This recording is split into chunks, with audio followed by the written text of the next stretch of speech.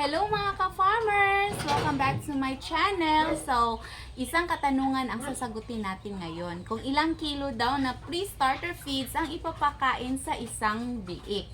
So, itong sa amin mga ka-farmers, kasi nasa pre-starter pa po sila, nasa 500 to 700 grams po yung ipapakain natin. Pero kung kakalipat lang po natin sa pre-starter mga ka-farmers, nasa 500 grams lang po muna per day per piglet mga ka-farmers. Kasi hindi din natin yan pwede na i-over dahil ang mangyari dyan, magbasa yung kanilang dumi. Tulad ng nangyayari nito sa kanila the other day mga ka-farmers, nadamihan ko kasi yung pakain nila. Dahil yun nga, napapansin ko na ang lakas na nilang kumain. So, I was thinking na kaya na nilang kumain ng marami. Pero yun nga mga ka-farmers, basang-basa po yung dumi nila.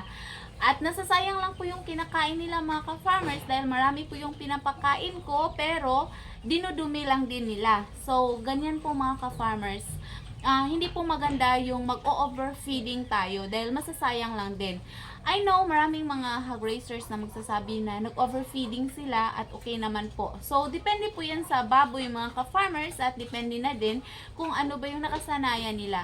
Meron kasi mga biik na habang biik pa sila, nasasanay na sila sa overfeeding. Pero ito kasi sa amin mga ka-farmers, hindi sila nasanay na mag-overfeeding dahil nung mga bagong silang pa sila, 5 days mula nang may silang sa mga ka-farmers dahil sariling produce lang po namin ito, binibigyan ko sila ng pa-kaunti-kaunti. Yun nga, natatakot ako na madamihan sila ng kain, magtatai, lalo na pag bagong silang. Kaya kontrolado po talaga yung pinapakain ko sa kanila mga ka-farmers. Ayan yung isa. Tumitingin na sa bintana. Namimintana na sila mga ka-farmers. Dati lumalabas dyan. Ayan, lumalabas lang dyan. Kaya di masyadong advisable yung meron tayong malaking bintana sa ating kulungan mga ka-farmers. Yung purpose sana natin dyan ay para ma-well ventilated yung kulungan nila. Ngunit kapag maliliit pa sila at maliliksi yung katawan nila mga ka-farmers, dyan sila lalabas. Ayan, palagi akong humahabol dyan mga ka-farmers para kunin po sila. So, hindi talaga masyadong maganda if ganito. Lalo na kapag ganyan kababa mga ka-farmers. Pwede na lagyan natin ng maliit na bintana lang, yung hindi talaga yung whole na katawan nila. Pwedeng magkasya kapag lumabas mga ka-farmers. So, isa yan sa disadvantage pag ganitong kulungan. So, back to our topic mga ka-farmers, kapag mapapansin ninyo na lumalakas na din yung kain nila habang nasa pre-starter stage sila mga ka-farmers, pwede na din natin yung additionalan like 500 grams per day per piglet. Pwede na tayong, ang gawin natin ay 600 grams per day per piglet. Hanggang unti-unti po tayong mag-adjust na dumami ang kanilang pakain mga ka-farmers.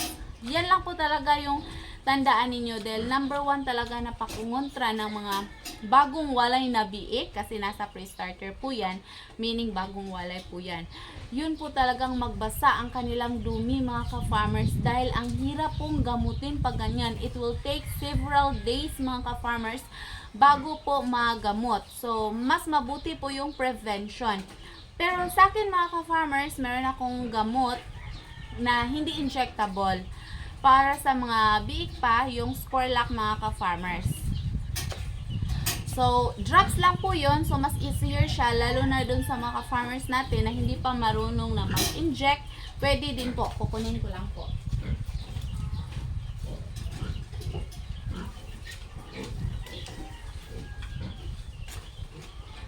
So, ito siya mga ka-farmers. Very convenient po siyang gamitin dahil oral drops lang po siya.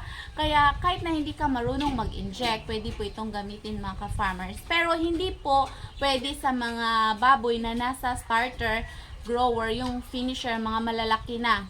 Ito para lang po sa mga biik mga ka-farmers. So, biik lang po talaga ang pwede nito. Para sa gustong bumili nito, maglagay na lang po ako ng link mo sa ibaba mga ka-farmers at saka itag ko na lang po siya para at least makabili po kayo. Nasa 300 plus lang po itong mga ka-farmers, murang-mura lang po at convenient gamitin.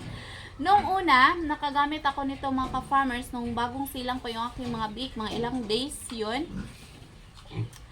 Mga ilang days yun ay nagtatai sila. So, ang ginawa ko ay binigyan ko nitong oral drops. isang drop lang po mga ka-farmers at kinabukasan na okay na po yung pagtatain nila. At syempre, kung magtatain naman yung ating mga baboy, yung mga ka-farmers, ay huwag po nating basain at i-reduce din natin yung pagkain sa kanila mga ka-farmers. So, yan po ang mga dapat ninyong tandaan mga ka-farmers. So, I hope para sa isang ka-farmer natin na nagtanong, ay nasagot ko po yung katanungan nila kung ilang kilo ba yung ipapakain na pre-starter feeds para sa mga biik. So, thank you for watching mga ka-farmers. Happy farming. God bless everyone. Bye-bye.